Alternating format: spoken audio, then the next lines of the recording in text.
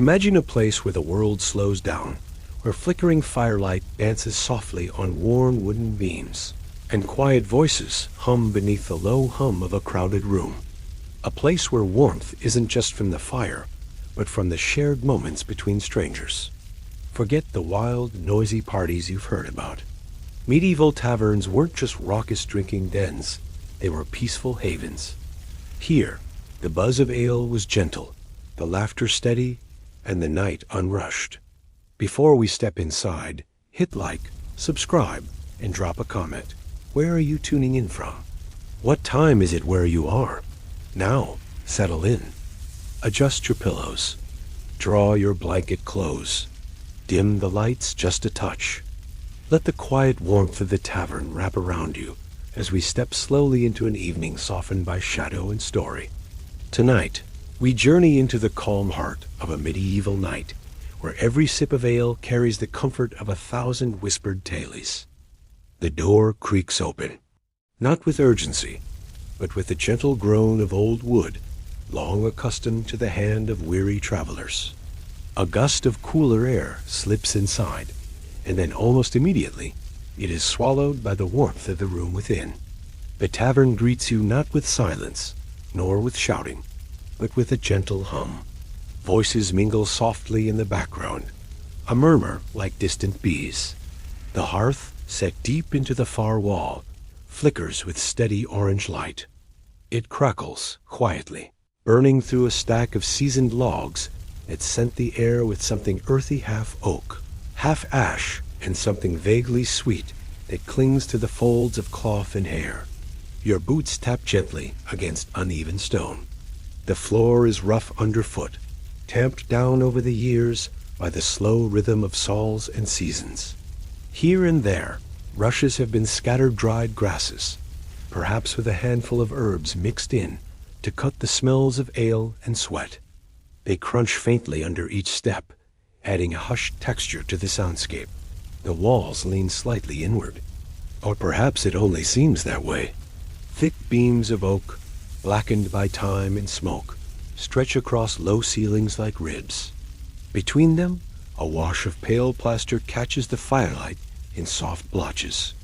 Candle stubs sit on shallow ledges, their flames steady, not flickering, the air still, as though the room itself is holding its breath.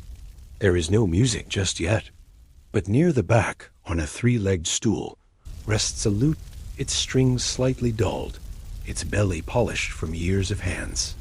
It waits, like everything here, in no particular hurry.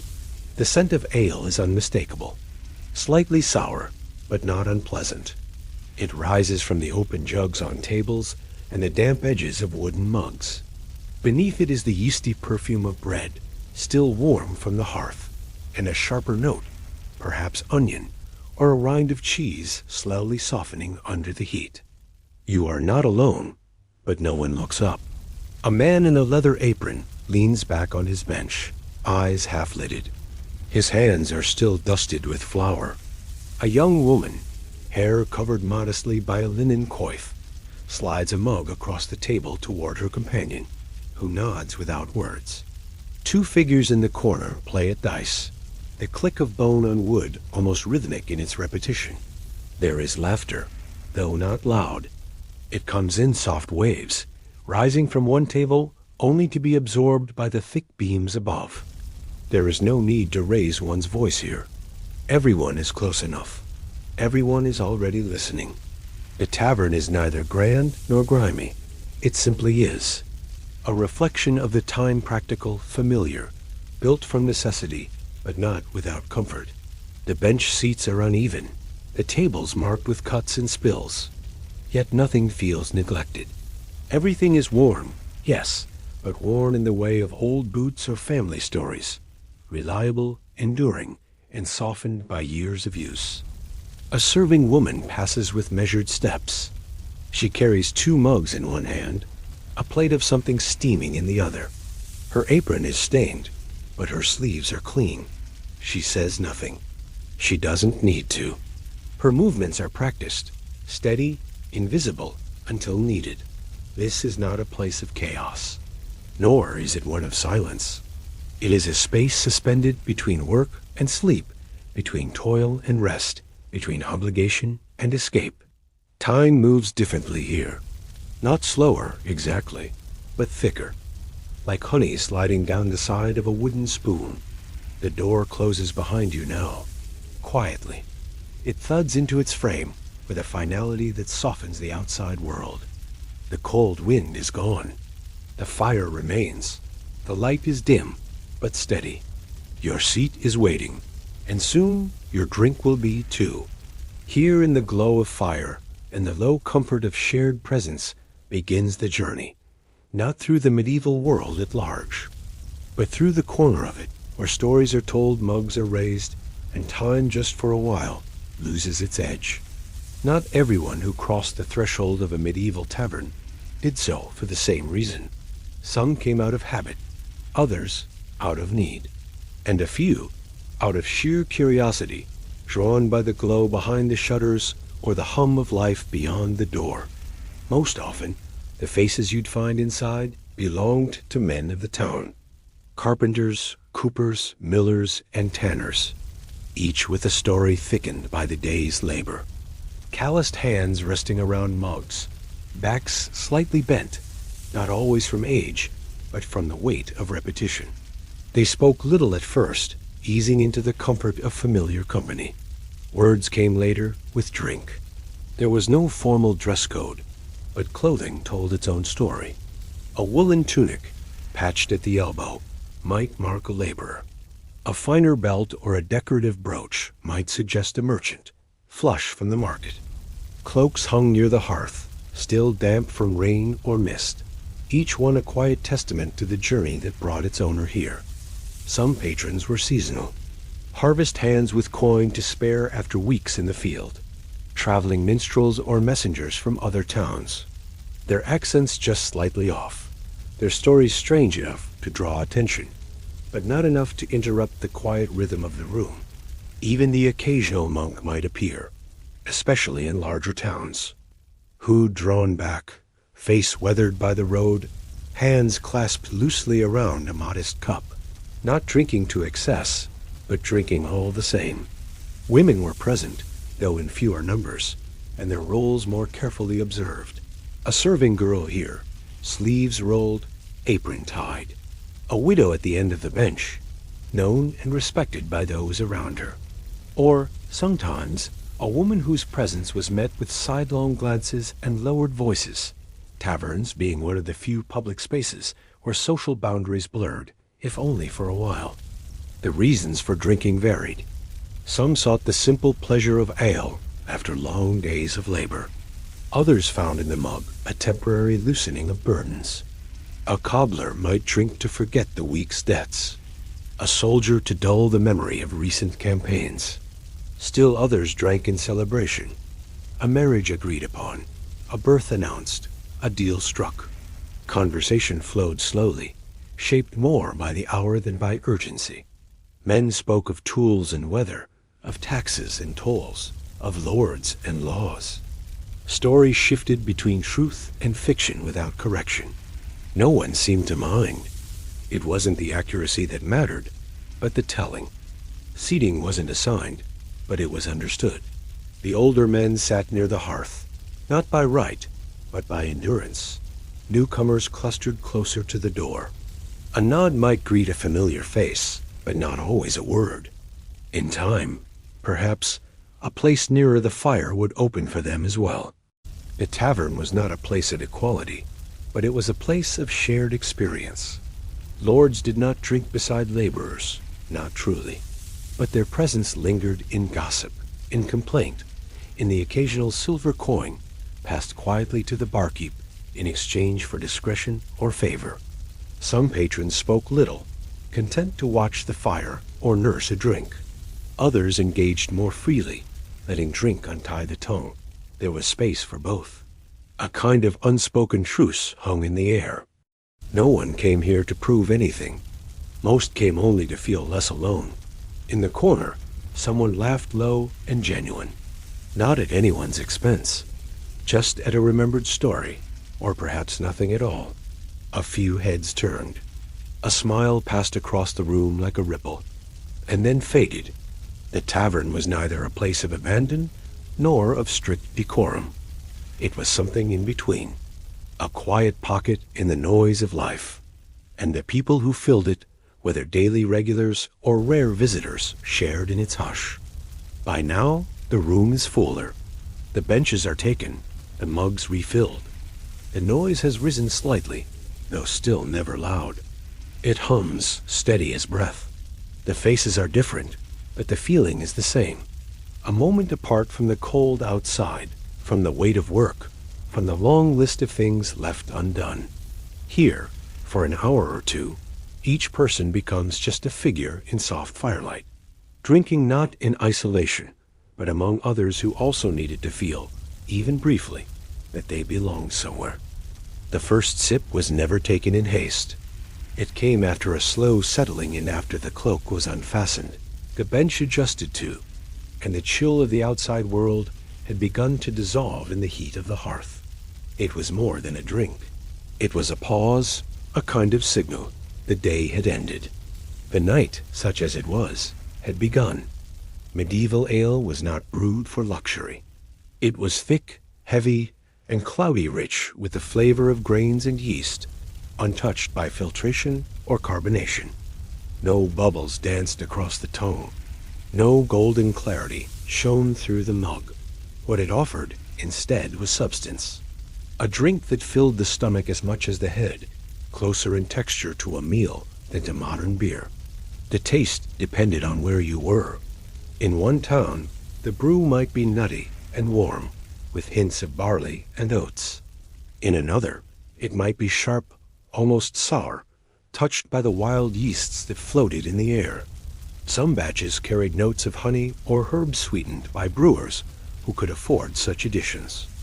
Others were simpler, bare bones, brewed with little more than water, grain, and time. The mug itself mattered too. Typically carved from wood, often reused without thorough rinsing, it had absorbed years of drink into its grain. The rim was worn smooth, the handle warm from many hands.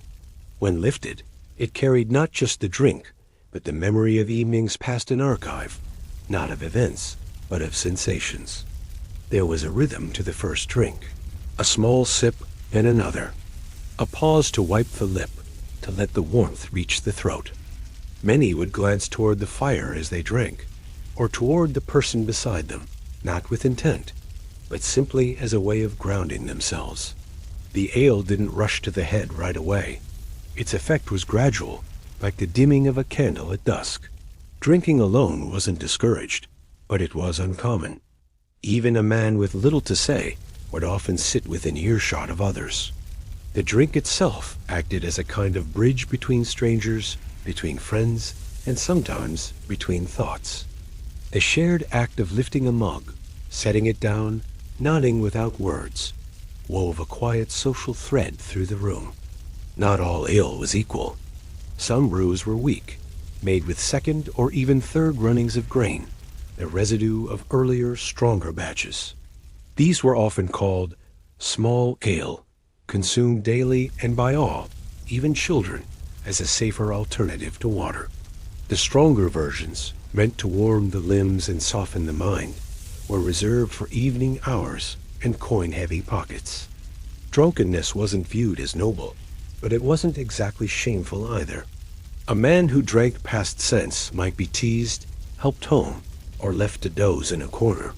But one who drank to a gentle blur, who grew a little warmer in the face and a little slower in speech, was hardly remarked upon. It was a common indulgence, expected, especially when the roads were muddy and the sky showed no stars. Sometimes someone would raise their mug in a small, informal toast. Nothing rehearsed. Just a few words, to good harvests, or to being warm tonight. Others would nod, raise their own, and drink without fanfare. The words weren't binding. They weren't declarations. Merely a shared acknowledgement that the moment was worth holding, if only for a heartbeat longer. The first mug rarely stood alone. It was followed by a second, or by a shared pitcher set in the center of the table. Not everyone kept pace. Some sipped slowly, others more eagerly. There was no measure kept, no tally made, only a mutual understanding that the night would end when it ended, and not before. As the drink settled in the body, the world outside became less distinct. The air within the tavern, thick with warmth and the scent of wood smoke and malt, seemed to wrap itself around each patron like a blanket. Eyes grew softer, voices lowered, and the stone walls, rough to the touch, held everything inside like a vessel. That first mug was the door, and once passed through, the rest of the evening unfolded, not loudly, not wildly, but with a kind of steady drift, like mist across a quiet field. There is no clear line between sobriety and its absence. The shift, when it comes, is quiet. It creeps in not with a lurch, but with a loosening. First in the shoulders, then in the jaw. Thoughts soften around the edges. Words, once precise, become gently curved. A second mug arrives. Or perhaps it's already there, half empty, without anyone noticing the moment it was poured. The tavern is warmer not because the fire has grown, but because the ale has begun its quiet work. The world doesn't spin, not yet, but it tilts slightly, just enough to make a stool feel more comfortable than it did before. A sense of contentment begins to rise, not joy exactly, nor excitement, but something simpler, a dulling of urgency, a soft surrender. For most, this was the goal, not a drunken spectacle, but a dim quieting. After long days in the field or at the forge, people did not seek chaos, they sought release, not from duty, but from sharpness, from cold wind, from aching backs, from the strict lines of daily speech. And the ale, slowly and without ceremony, provided it. The noise of the tavern changes subtly as more mugs are drained. Laughter comes easier now, not boisterous, just more frequent. A misremembered tale gets retold. A small joke earns a nod instead of silence. Even those who rarely speak might murmur a comment, met with a chuckle or the clink of a mug against wood. The blush of drink is visible in cheeks and ears. Eyes grow glassy, not wild, but soft, as if focused more on thoughts than surroundings. Movements become rounder, less guarded. A man lifts his hand to speak and forgets his point halfway through. No one minds. He simply shrugs, and the moment passes. There's a kind of honesty that floats to the surface when ale takes hold. Small truths, unimportant details, long-held observations. A man might confess that he misses his dog. Another might admit he can't read, though he's always pretended he could. These are not grand confessions. They are gentle ones, spoken into firelight and received without judgment. The tavern itself seems to lean into this softened state. The light feels warmer, the corners of the room less sharp. The grain in the wooden table becomes more interesting. The smell of malt and smoke, once faint, now seems to fill the lungs with every breath. There is no music still, but rhythm emerges in other ways. In the tapping of a mug on the table, in the slow swing of a foot beneath a bench, in the gentle hum of 3 or 4 people speaking at once, none trying to be louder than the rest. Sometimes someone begins to hum a tune. No words, just a melody half remembered from a market day or a wedding long past. It doesn't last long, and no one asks for more. But in that moment, it lingers in the air like the scent of something baking in the next room. Comforting, unspoken, familiar. The outside world continues, of course. The wind may rise beyond the shutters. Horses may shift in the stable. But here, inside, the fog of ale keeps it distant, presses it away, gently but firmly, like a wool blanket over the window. No one remarks upon the hour. There are no clocks. Time is marked by the weight of the mug in the hand, by how many embers remain in the hearth, by the steadiness of the serving girl's steps. One man rests his chin on his hand and stares at the flame. Another tilts back his head and lets the sounds around him blend into one slow, steady drone. Not everyone here is drunk, but most are moving in that direction. And in a medieval tavern, that meant more than intoxication. It meant finding a pocket of stillness, a place where the body relaxed and the mind wandered safe from the cold, the dark, the labor waiting at dawn. This, then, was not escape. Not really. It was simply a soft return. To self, to others, to a moment without sharp corners. And as the fog of ale settled over the room, it wrapped itself around each person with equal care, leaving them not speechless, not senseless, but just far enough removed from the world to rest inside it. The tavern was never silent. Even in moments of rest, the room carried a gentle layering of sound. It was a quiet chorus, soft and familiar, not sharp or urgent. As drink took hold, these noises seemed to settle deeper into the senses, weaving into the calm that wrapped the room. The murmur of voices blended like a slow stream, flowing beneath the crackle of the hearth's fire. Words overlapped, too low to distinguish clearly, but just loud enough to be a soothing presence. Sometimes a chuckle, quiet and warm, would rise, followed by a breath or two of shared laughter. Not loud, but enough to stir the air gently. The scrape of a wooden bench against stone floor punctuated the soundscape now and then, marking a shift in posture or a move closer to a friend. Mugs, heavy with ale, touched the rough surface of tables with a muted clink, always the same sound, but somehow reassuring in its familiarity. The barkeep's footsteps, measured and steady, traced a quiet rhythm between tables. His hands moved with practiced ease, pouring, wiping, gathering each motion, a part of the room's ongoing quiet dance. From the kitchen came occasional sounds, a pot settling, the soft clatter of utensils, faint whispers from behind the wooden hatch. These sounds mixed seamlessly with those from the main room, like a soft undertone beneath a steady melody. The smell was just as present, just as subtle. Thick with malt and hops, the air carried the warm, earthy scent of brewing. It mingled with the faint wood smoke drifting in from the hearth, where logs crackled and whispered their own quiet story. There was the faint trace of spilled ale, slightly sweet and sticky beneath the feet, worn smooth by years of footsteps. Occasionally, a hint of damp wool or leather, a cloak brushed aside, a bag resting on a bench, found its way into the senses. Together, these elements created a sense of place beyond sight or speech. The smells and sounds held the tavern in a kind of steady embrace, familiar and constant, as if the room itself were breathing softly. For those becoming lighter in step from the ale, these sensory details often felt magnified.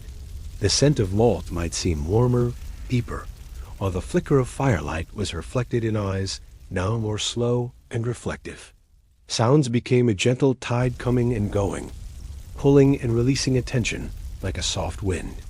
The tavern was a world contained in itself, held by these subtle sensations as much as by walls and roof. Each patron experienced it uniquely, yet all were part of the same quiet symphony. Even the quieter moments had their own sound, the soft scrape of a knife across wood, the slow slide of a mug being set down, the low breath of someone settling back against a bench.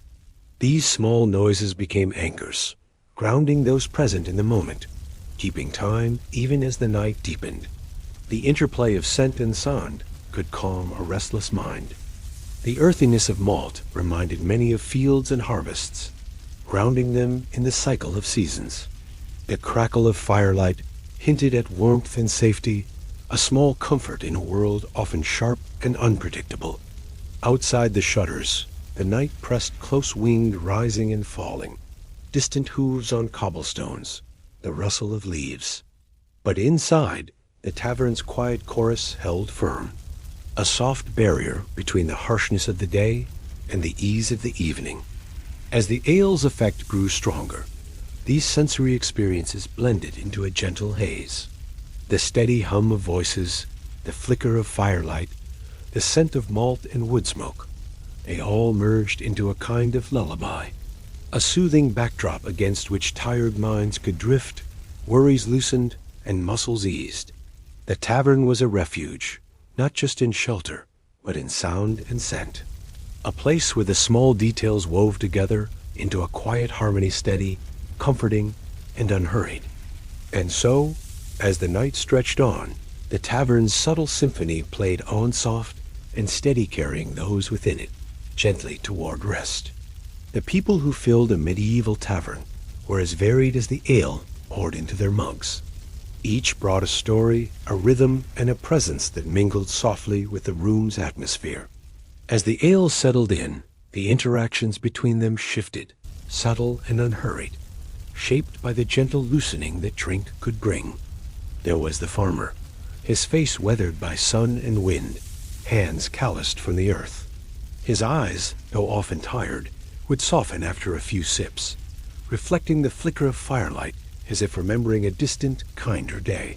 He spoke slowly, his words measured, often turning to simple reflections on the season or the strength of the harvest. His company was steady quiet, but never absent.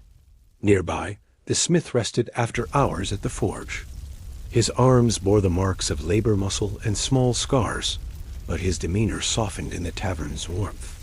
When he spoke, his voice carried the weight of patience, sometimes punctuated by a low laugh that rolled through the room like distant thunder.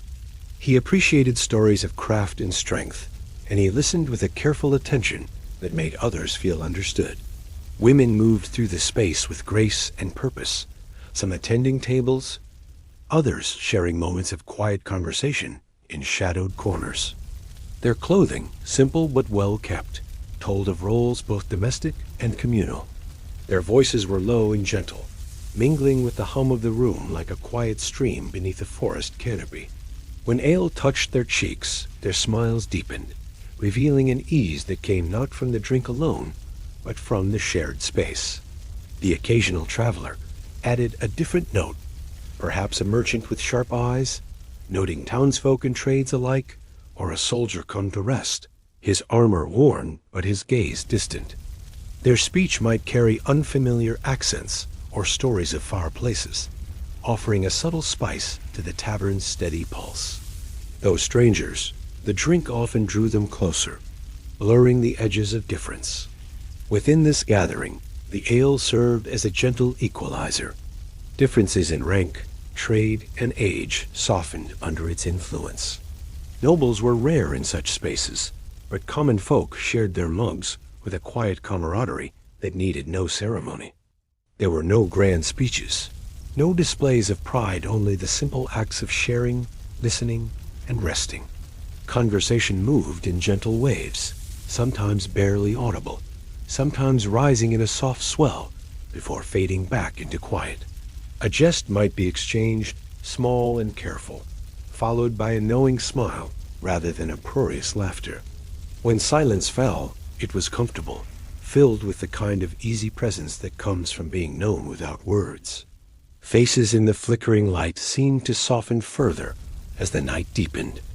Eyes met and held just a little longer, not demanding, but acknowledging.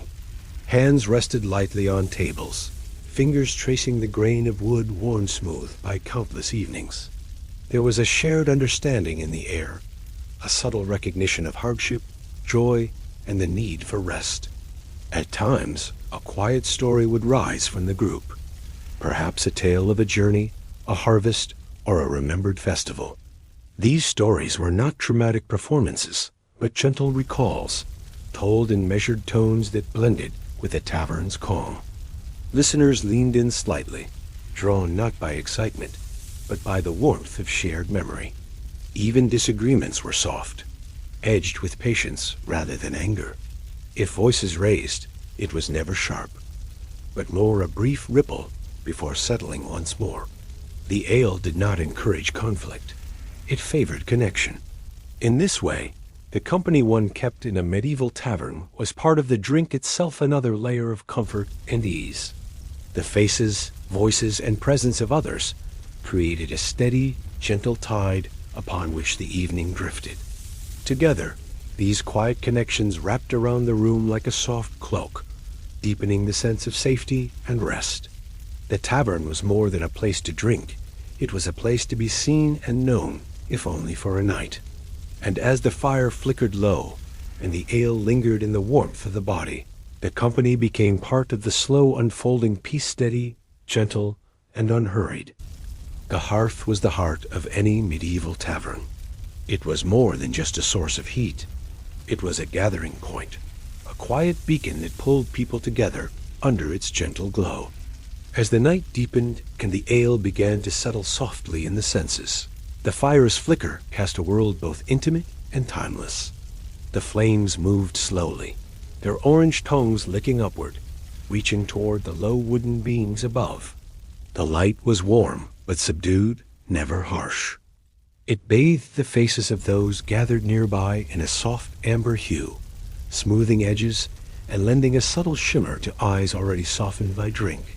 In this warm circle, details softened. The grain of the wooden table took on a richer tone, the worn edges rounded by years of hands resting and mugs being set down. The flicker created small shadows that danced gently across faces, shifting with every subtle movement of head or hand. The smell of burning wood mingled with the ever-present scent of malt and ale, a combination both earthy and comforting. The fire's warmth seeped into the room, pressing against the cold stone walls and heavy timbers. It was a silent promise of safety, a quiet resistance to the chill that waited beyond the tavern's doors. For those growing lighter from drink, the fire's glow often invited a slower rhythm. Movements grew more languid, voices dropped into a hushed murmur, and the body relaxed deeper into the bench or stool. The dance of shadows on the wall might hold the eye a moment longer, a silent lullaby to accompany thoughts adrift. The hearth's light was never steady. It flickered and swayed, sending fleeting patterns of shadow and brightness across the room. This gentle movement created a sense of life, as if the tavern itself breathed in time with the fire. The occasional pop or crackle punctuated the quiet, small bursts of sound that blended into the broader chorus of the night. Around the fire, people gathered not only for warmth, but for connection. It was common to see clusters of friends leaning close, their faces illuminated softly, sharing words that did not need to be loud to be heard. The fire's light seemed to invite quiet intimacy, encouraging gestures that were subtle, a touch on an arm, a nod, a smile half hidden in shadow. This play of light and dark carried a gentle rhythm that matched the slower pace of the evening. The tavern, warmed by the fire, became a world apart, a space where time measured itself not in hours, but in flickers and murmurs. Even those who kept to the edges found themselves drawn toward the hearth's glow. The promise of heat and light was a balm for tired limbs and wandering thoughts. It wrapped around the room like a soft cloak, folding everyone gently into its embrace. As ale deepened its hold, the firelight seemed to blur lines, not just on faces, but in the mind. Thoughts became less sharp, memories a little softer. The flicker echoed the drifting of awareness, the gentle ebb between wakefulness and rest. The hearth also held an unspoken ritual. To sit by the fire was to enter a shared experience, one that tied together the present moment with countless evenings before. The same flames, the same warmth, the same shadows had offered comfort to generations of travelers, farmers, and laborers long past. Outside, the night might be dark and cold, but inside the tavern, the fire's light kept watch. It was a steady companion, a quiet guardian through the long hours. And as the flames moved on, so too did the night deepen still, warm, and unhurried. The flicker of firelight carried the room gently forward, a soft pulse, guiding all toward the calmness of rest. Ale was the drink of choice in a medieval tavern, but it was far from uniform. Its character changed with region, season, and even the brewer's own hands. For those who gathered beneath low beams and around rough-hewn tables, ale was more than a liquid. It was a companion to the evening, offering warmth, flavor, and a gradual easing of cares. The ale poured here was usually thick and hearty. It carried the deep scent of malted barley, with subtle hints that could vary, sometimes a touch of sweetness, other times a faint earthiness, or even a whisper of smoke if the grains had been dried over fire. Unlike the sparkling drinks of modern times, medieval ale was often cloudy, its color ranging from pale gold to rich amber or deep brown. The foam atop the mug was creamy, settling slowly as if reluctant to leave. Different taverns might boast distinct brews. Some produced ales that were lighter in alcohol, suitable for drinking throughout the day without rapid intoxication. Others offered stronger varieties, reserved for those who sought a deeper warmth or the mellowing that came with fuller strength. Seasonal changes affected the taste as well. A spring ale might be fresh and bright, while a winter brew could be richer, infused with spices or aged to enhance its depth. Ale was usually consumed directly from wooden mugs or simple ceramic tankards, vessels that lent their own subtle scent and texture to the experience. The cool touch of the mug, worn smooth by years of use, met the hand and invited slow, steady sips. For those drinking, ale was both familiar and varied. The first mouthful often brought a mild bitterness, balanced by the malt's gentle sweetness. As it settled, warmth spread through the chest and limbs, the edges of thought growing softer, less sharp. The head lightened gradually, not with sudden rush, but with a steady unfolding calm. The effects were as much physical as mental. A gentle flushing of the cheeks, a slowing of the pulse, and a loosening of the body's tightness came on, like the easing of a gentle tide. Muscles relaxed and breath deepened, as if the air itself had become smoother. Ale also carried a social ease. Conversations grew quieter but more intimate, smiles lingering a little longer and gazes softening. The drinker became less bound by the day's concerns, more open to the simple pleasures of warmth, company, and time. Not everyone drank in the same way. Some took ale slowly, savoring each sip as if it were a small treasure. Others might tip their mugs more quickly, seeking the faster comfort of warmth. But even the most eager drinker found that the medieval ale was patient, never rushing, always settling into the rhythm of the evening. There was a safety in this slow unfolding. Unlike stronger spirits of later centuries, ale rarely overwhelmed the senses. It allowed the drinker to ease into rest rather than stumble toward chaos. The tavern's calm atmosphere and the steady effects of the ale worked together, weaving a gentle cocoon around those within. Despite this, the drink was not without its risks. Ale could dull pain or quiet worry, but it did not erase the realities of the world outside. For many, it was a brief respite, a pause between labors or between seasons, a quiet moment to gather strength. The tavern keeper was often well aware of the ale's power. He measured pours and observed his guests, ensuring that the flow remained steady but controlled. The goal was not excess, but a shared comfort. In this way, the ale served both body and community. As the night stretched on, the ale's presence became a gentle current, carrying thoughts and bodies toward ease. It was a drink of place and time, simple in its purpose, but rich in its effects. And so, beneath the soft glow of firelight and the steady murmur of voices, the ale worked quietly, a patient friend to those seeking warmth and rest. The sounds within a medieval tavern were a gentle, shifting landscape, layered and rich without ever becoming overwhelming. As ale settled softly in the senses, the auditory world blended into a soothing background, a tapestry of voices, laughter, and the occasional clink of mugs. Voices were perhaps the most constant presence.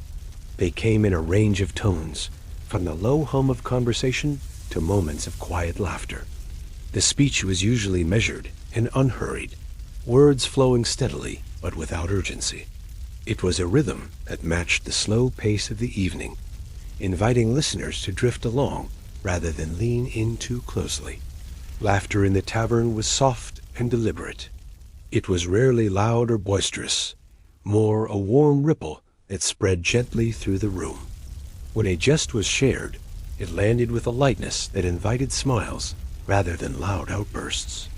The laughter was a quiet echo of the camaraderie that the ale fostered, a reminder of shared moments and gentle connection. Sometimes a story or a song would rise above the murmurs. These were not dramatic performances, but rather small spark-short tales of the day's work, remembered festivals, or simple folk wisdom. The voice carrying these words was steady, calm, and even, offering an easy invitation to listen without demand. Intermittently, the clink of a mug or the scrape of a wooden bench punctuated the soundscape. These were soft, familiar noises, signs of presence rather than distraction. Each small sound folded into the overall calm, a reminder of the human rhythms present in the space. The acoustics of the tavern contributed to this atmosphere. The low ceiling and thick wooden beams absorbed some of the sound, preventing echoes and sharp edges. The rough plaster walls softened the air, and the floor's uneven planks muted footsteps, all combining to create a sound environment that felt intimate and enclosed. This sense of enclosure was important. It fostered a feeling of safety, where voices could be lowered and thoughts shared without hurry. The tavern sounds invited reflection and gentle engagement, supporting the gradual easing of the mind. Even silence found its place within this tapestry. Moments between words or laughter were not empty, but filled with a quiet presence, a shared breathing space where no one needed to speak to be understood. These pauses were like small breaths in the evening, giving room for calm to deepen. For those who had drunk ale, the tavern sounds often seemed to soften further. Voices grew mellower, footsteps lighter, and the world's sharp edges dulled by the drink's gentle hand. The familiar patterns of sound became a lullaby, guiding thoughts toward rest.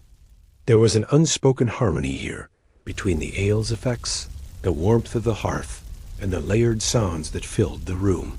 Together, they created a space suspended from the harsher rhythms of daily life. As night deepened, this calm chorus continued, steady and unhurried.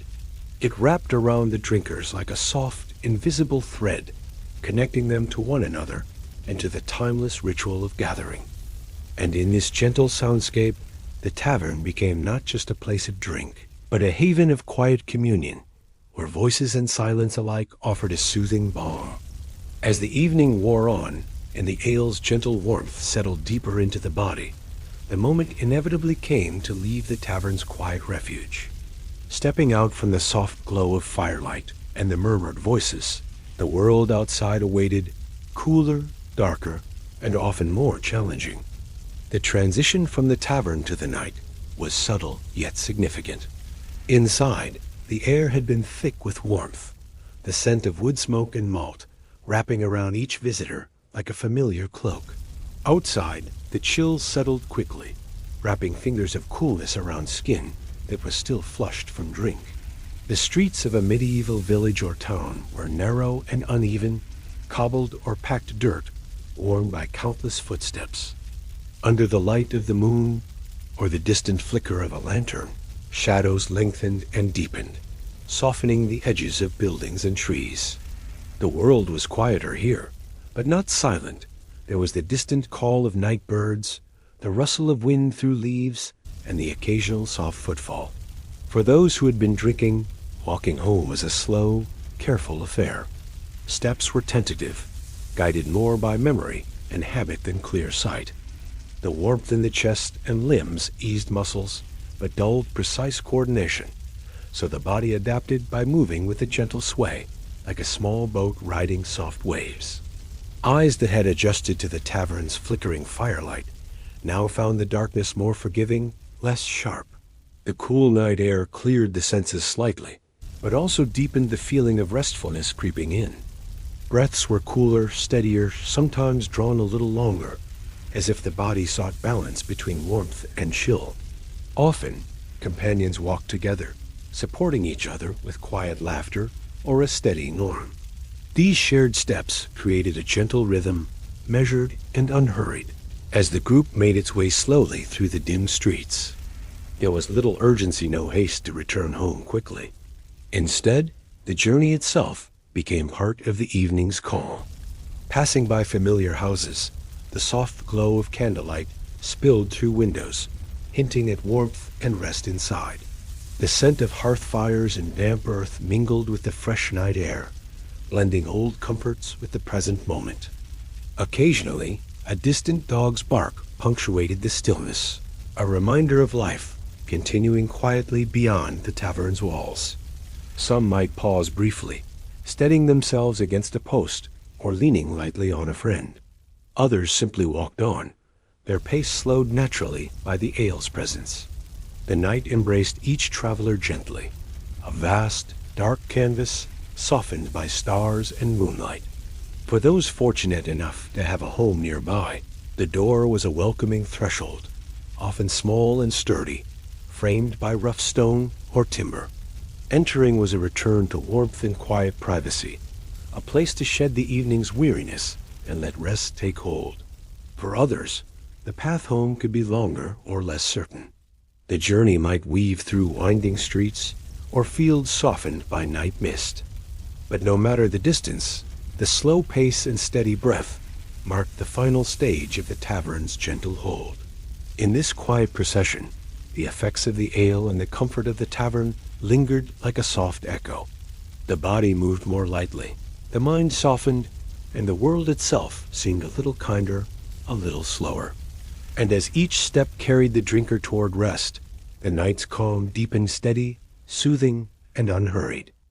As the night draws quietly to a close, the world of the medieval tavern fades gently into memory.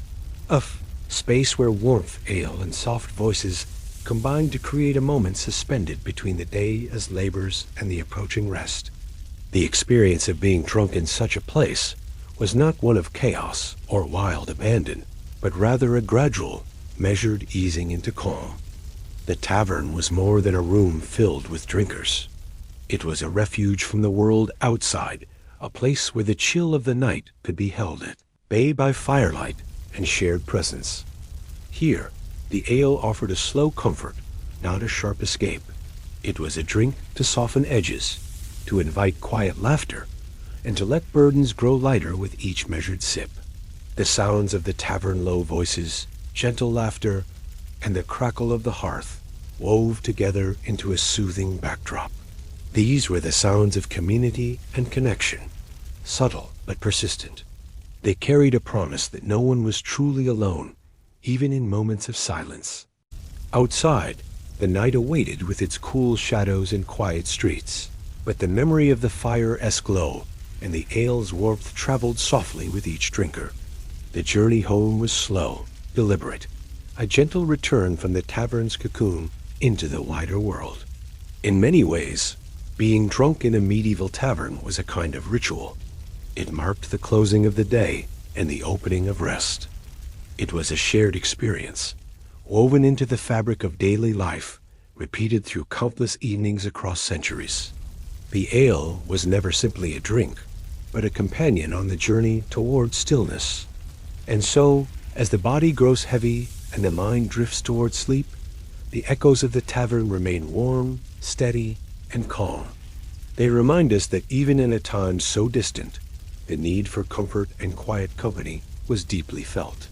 In this quiet ending, there is a gentle invitation to breathe deeply, to let the day fade softly away, and to rest.